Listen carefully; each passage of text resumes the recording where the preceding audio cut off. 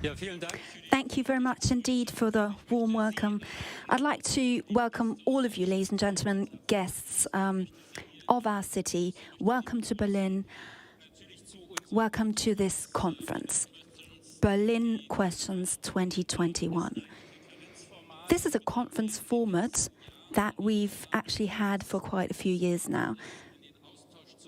It has been a great forum for exchange to foster our networks and to augment cooperation. And this is exactly what we will be doing this year too. The new now, this is the motto. We will look into the immediate, present and future, talk about the challenges that we face. And the moderator just said it, COVID, the pandemic, of course, all of this is still keeping us very busy as it did over the past 1.5 years. But we are seeing change. We've learned our lessons. We've learned how to cope, and we're already drawing the first conclusions from the pandemic. And going forward, look at our next challenges ahead, prepare ourselves for them. But we also see that we've reached a point where we can finally encounter, get back together. So it's wonderful indeed to have all of you here, 200 people, I think, but of course also all of you back at home in your offices who are with us today virtually. Many of them would have loved to join us. The mayors that we invited were very enthusiastic about the invitation, but most of them were unable to join us because of COVID restrictions across the world. But there will be 11 mayors joining us over the next few days from all over the world who still want to be part of the conference, even though it's just virtually. Here in Berlin, I'd like to welcome the Deputy Mayor from Warsaw. I'm delighted to have him because we too are celebrating 30 years of a city partnership in these days. And this also reflects that we're not starting off fresh. There's a lot we can actually tap into within our international cooperation, our city networks. So in the next few days, we will talk about the challenges we need to tackle together, especially the challenges we face in the cities. When I became mayor 7 years ago, the Habitat 3 process was just starting off, settlement programs. We were talking about how large settlement areas were developing. And what really surprised me back then, people were talking about the cities, but not with them. And this is something that really changed. Thanks to our networks and city partnerships, we made sure that we received a place at the table. And I think this can actually be felt now. The decision makers now in the cities are having a voice. They are talking about the transformational processes that we are seeing in the cities, but they are also giving an input to our national governments, telling them what we need to be prepared for. So it wasn't a matter, of course, that the cities have a place at the table, but it is right that they have. Of course, cities are not just only home to problems. Berlin is actually quite a small city with 4 million inhabitants. You have cities where you have 20, 25 million inhabitants. Of course, that creates problems, how to provide healthcare, education for people, strengthen our communities. But as cities, we can also give answers. We are centers of science and higher education and learning, places where experiences are made about what works and what doesn't work. So the exchange between metropolises is of utmost importance. And of course, COVID was a huge challenge for all of us, a massive problem. It had many sacrifices. There were many sacrifices we made. But I think it also brought things to the fore. The transformational processes we are all facing. And of course, the digital transformation is on everybody's lips. COVID made many problems more evident. And from a Berlin perspective, I can see that we experienced that our administration, for instance, our schools were not well prepared for the future.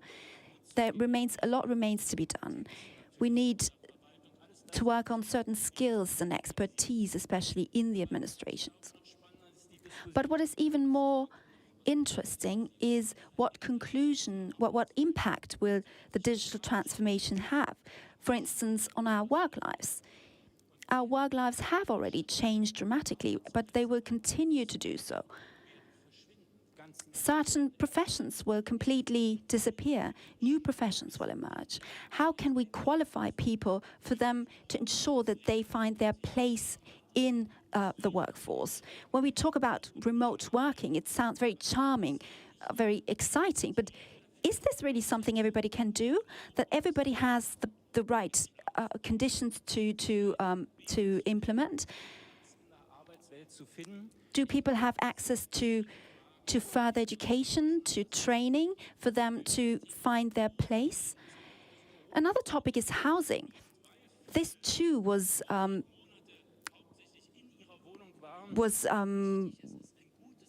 further put attention on because of COVID. People need more space when they work from home for their families, if their children stay at home. We all know that in growing cities, it is of utmost importance to create new housing.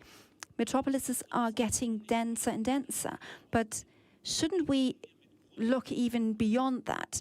How do we deal with the privatization of land? How do we deal with land in general? Land is the greatest good a city has. It cannot be multiplied. It is the essential resource for hospitals, for education, for schools, for kindergartens, and public space is being privatized. How do we respond to this? Do we say stop, or will we act as a partner to these private companies? Talking about the whole sector of healthcare, of course, the medical sector, healthcare, has helped us so much during the pandemic and literally saved lives of millions of people during the pandemic. Scientists and researchers supported us. Without scientists and researchers, where would we be now in the pandemic? Without the vaccines and the answers to the problems we faced. But again, beyond the specific tasks we have to tackle, what do we learn from all of this? In Berlin, for instance, we learned that we need to pay for healthcare, for creating the right framework conditions to respond to a crisis, that we cannot see hospital beds just from a business point of view. Maybe we have to pay for beds to keep them empty, to be prepared for future challenges. We learned that science and research are not sectors that stand for themselves somewhere at the fringes of our political agenda. No, they are at the heart of what we're dealing with. And that regards many other areas as well. How do we want to find answers in transport policy, integration policy, education policy, answers to what we are facing without science? I have no idea. I think scientists and researchers have to be at the interface of finding answers to the questions of the future, especially for us politicians and for us in the administration. And then there's another conclusion I'd like to draw.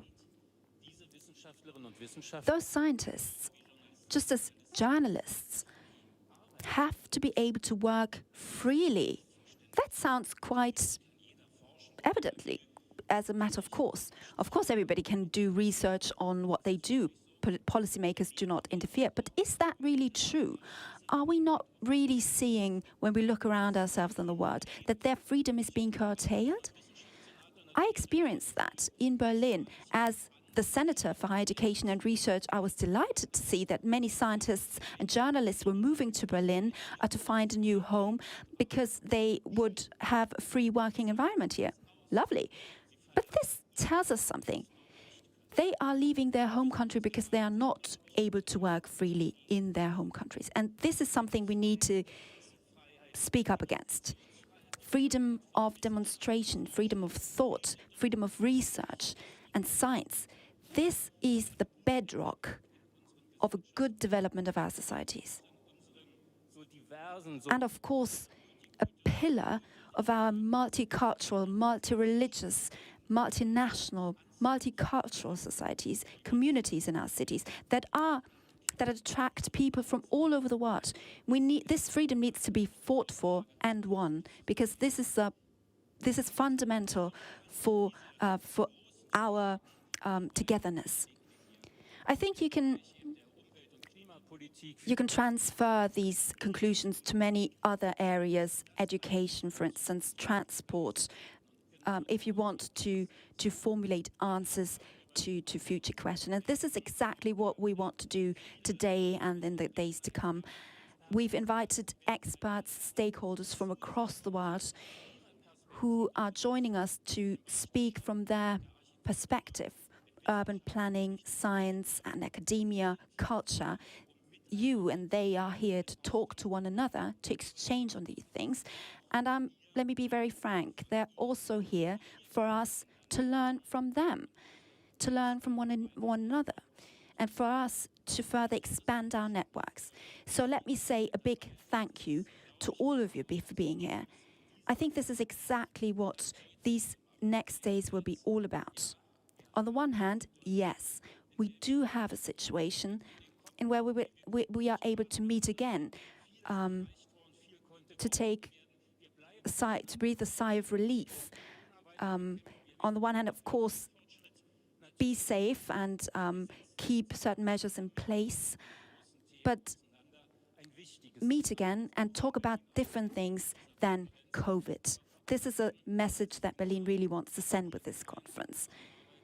But what's also important is that we have come together to work on a good sense of community in our cities. I'm delighted that you're all here, and I look forward to a conference that will not just be over after 3 or 4 days, but a conference that will provide lessons learned for years to come.